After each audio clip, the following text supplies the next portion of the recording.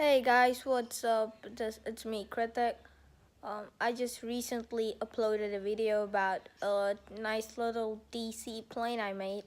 So I really wanted to make a context and nice edited video. So here goes.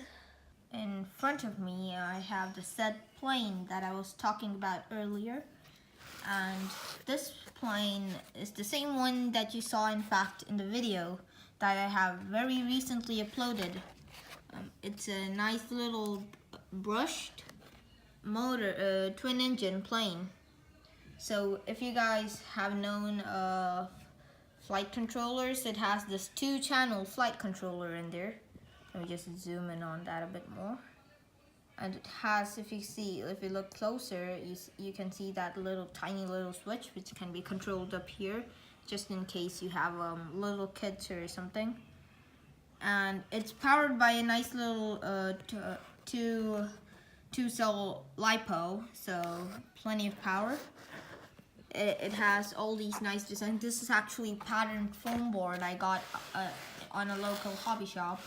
So they're pretty familiar with me, so they give me like these offers and stuff. Regular foam board just works fine. If you're living in the US, you can just buy a regular foam board from Walmart. If you're in Singapore, you can just go to a local department store or something and buy foam board. And yeah, well, Flight Test sells this really nice waterproof foam board. You can even use that works the best. But I like a patterned foam board for my more decorative flights.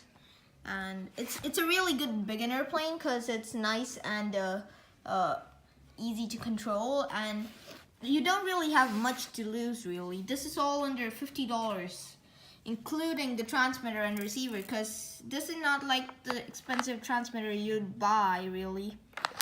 It's a nice little 2-channel receiver, up down and left right. This controls the throttle. This is the sub trims, actually trims, and this is for lights. This is for the speed, and this is just decorative.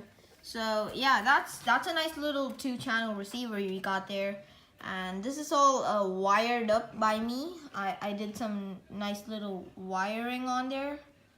And I have an LED strip which I bought from the hobby shop I was talking off. This is a LED strip. I got it soldered to the flight controller, but I know how to solder, so I can do it at home if you want it. If you don't know how to solder, that's okay. You can just wrap the wire around and then tape it up with electrical tape. But I like to keep it more easy to take apart. For example, if I'm building with electrical tape, I find it sometimes hard to remove it and reuse it. But if it's heat shrink, I can just cut it away, and I'll just basically resolder it onto another plane.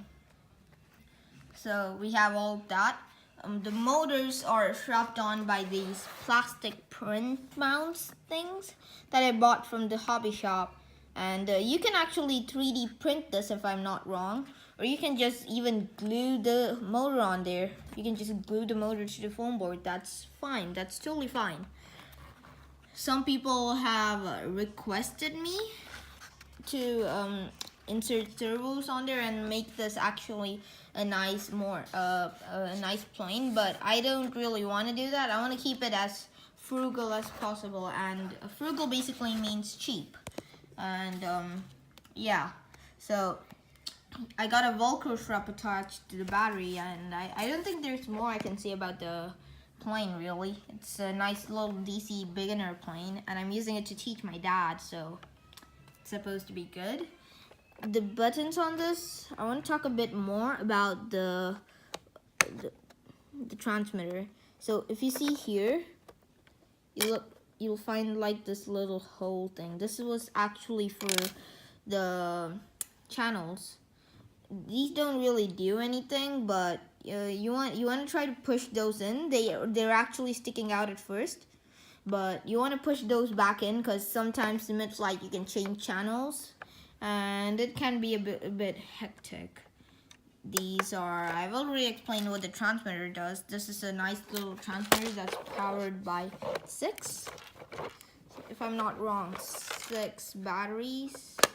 Let's see, 1, 2, 3, 4, 5, 6, yes, 6 batteries, 6 AA batteries. So it's pretty neat overall. I have a nice little flight footage coming up, so hope you enjoy it.